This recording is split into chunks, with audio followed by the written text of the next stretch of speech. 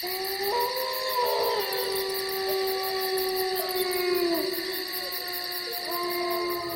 guys, this is Abby here with you today. Thanks so much for joining me. Over the last few weeks I've kind of been giving tips to develop your backpacking, or if you're new to backpacking, to ensure your first experience is really successful and really enjoyable. Now, specifically I've been focusing on overnighter backpacks. So one day walking, sleep, another day walking, finish. And I kind of just wanted to build on that today and look at the fundamental things I would take for an overnight experience. Now there's more than 10 things here, but everything kind of revolves around each other, and I mean you can pick the 10 fundamental things, but they're things I'll have on any length backpack I will do. Be it a day hike to a multi-week hike, I will always have these fundamental things. So without further ado, let's start going through these things. Clothing is essential when you're backpacking, obviously, but the type of clothing is obviously really important as well. Now I'm going to do a separate video on things like the layering system, but this is the kind of thing I would wear on a normal day's walking. So we're pretty much in autumn now and it's cold, so I nearly always have a buff with me, and I pretty much always have a woolly hat of some kind from Iceland. You know, if I'm not wearing these, they just go in the front pocket, so easy to just hide away. Especially in the winter months, I'll also carry a thin pair of gloves with me. Generally, if I get cold, I will keep moving. So that's that really, for autumn anyway. Then I've got a wicking shirt. So that's kind of my base layer, and as I said, it's wicking, so it helps remove the sweat from my skin, if that's a new term for anyone. Then I've got walking trousers. These are ancient, but I love them, and actually they're really heavy, but I love them. And they're from Mountain Warehouse. And then finally I have a jumper or a jacket.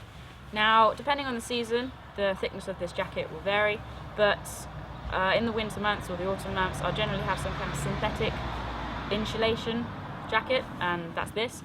But if it's summer, I'll just carry a kind of a micro fleece, something thinner, so that I can kind of breathe more. And if I'm not wearing that, it'll be in my backpack. But let's get into the pack, shall we? So in the top here, oh actually, before I start, this is the Osprey Talon 33. I've done a review on this before, absolutely love this pack. It's also my day pack. But the whole point in using this is to show you that you should be able to fit the stuff you need for an overnighter in at most a 38 litre pack. I can fit it into a 33, but that's because I've really honed exactly what I take and what I use. But if this is your first time, your first overnighter, look at possibly a 38 backpack. If you don't own one, maybe borrow one from somewhere or someone, or maybe invest. You can get some pretty cheap and good 38s out there, and then that can be used as your day pack as well. Anyway, so top pocket, I have got a thermal bag.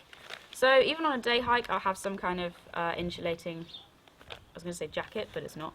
This is a bag, or blanket, that's the word I'm looking for, insulating blanket. Made out of foil, can go around your sleeping bag if you get really cold, but they're just a good emergency thing, very light, very cheap. And of course, if you somehow end up in a remote wilderness, you can try and attract attention.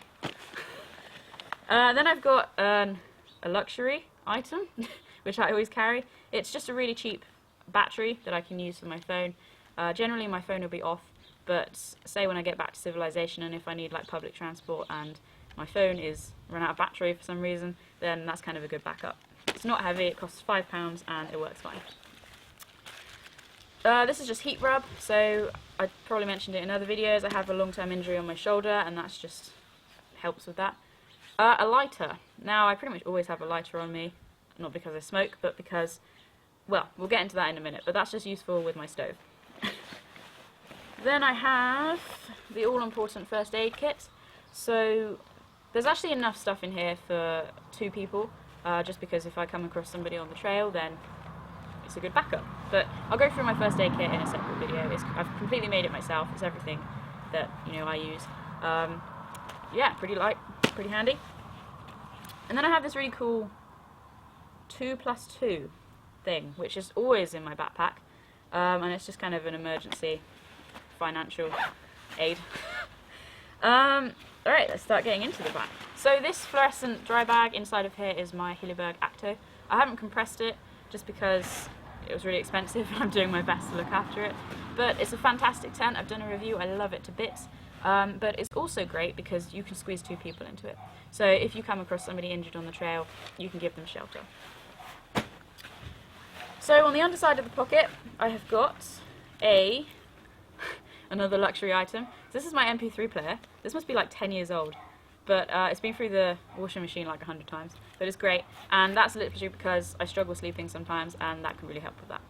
So MP3 player, sunglasses because I live in Hope in England, and my head torch. So I carry this on a day hike. I've always got my head torch on me, and I should have spare batteries, but I've recently changed the batteries and I haven't put spares in. But if you have a head torch, bring spare batteries. And here's a good tip actually. See, it doesn't turn on in my bag. I've basically turned around the top battery just so it doesn't turn on in my bag and the batteries aren't being wasted. So flip around the top battery and you can save that problem. So inside the bag, so this stretchy front pocket is normally where the hat and gloves will be. Then, instantly accessible, I have got my waterproof.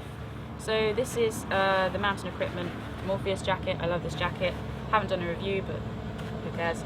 Always have your waterproofs accessible on the top layer so that if it rains you can get to them really quickly. Bear with me. You kind of get used to farm traffic when you live in a rural area.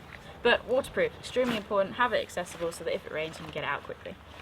Then I have my jet boil, my trusty old jet boil.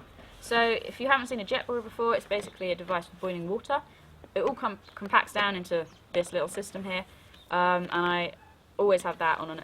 This is my cooking system. And the reason why I carry the lighter is because there's basically a little button when this is all together that sparks the flame. If that goes, I've got a lighter just in case. So it's kind of a really light backup. Then I've got my Thermarest roll mat. I'm not sure which Thermarest this is, but it's grey and it's great. I love it to bits. Really light, very compact. I appreciate not everybody has a really compact roll mat, especially when they start out. This is quite new to me, so you need to try and work around how to fit that into a pack. Food, another big truck. So I want to go through the kind of food I take on a different video, but just to give you the basics, this is a dehydrated ration pack. It costs £5, so they're not cheap, but I use those because they're a good balance of calories in there. So that's my evening meal. Then throughout the day, generally I'll take a banana for the first day, just as a nice energy boost. But throughout the day I'll have cereal bars. I've got a little protein bar in here, raisins, and I've also got some oats. That's about 100 grams of oats for the morning. Just add boiling water, a little bit of cinnamon in there as well, and peppermint tea bags. just cause. And you know, I don't need milk for that, they can just go straight in the jet boil. Nearly there. So this is my wash kit, really simple. I'm going to be going home after the second day, so why bother trying to, you know, yeah, it's small. And then, if I can get it out, as I said, I kind of wedge everything in here. And this is my sleeping bag, so it's the biggest thing, takes up most of the space. 3-season sleeping bag from Blacks about 5 years ago, and does me fine. Finally, let's get to the side. So the amount of water I carry is 2 of these, sometimes 3. If it's summer, I'll carry 3. These are 750 millilitres, so I do my best to drink as much as I can on the trail, but water weighs so much. But generally I'll have 2 or 3 of these and get through them. And in the, oh, I didn't put it there. So buried underneath here is one of the key things, map and compass. So I'll always have those on me, obviously. Compass generally sits in the hip pocket, and these should be in my hand. But that's it. All of this stuff scattered around me here are the fundamental things I would take on an overnight backpack. So, as I said, more than 10 things here, but that's stripping things right down. As you can see, I have no spare clothes, so if I fall in a river, then I'm going to get a bit cold. But I'm not planning to fall in a river, so I should be fine. But that's it. That's everything I've got. So in the next video, I want to go through the things I take on a day hike. I think you'd be surprised, the majority of this stuff is here. But that's for the next video. So thank you very much for watching, and I'll look forward to seeing you there.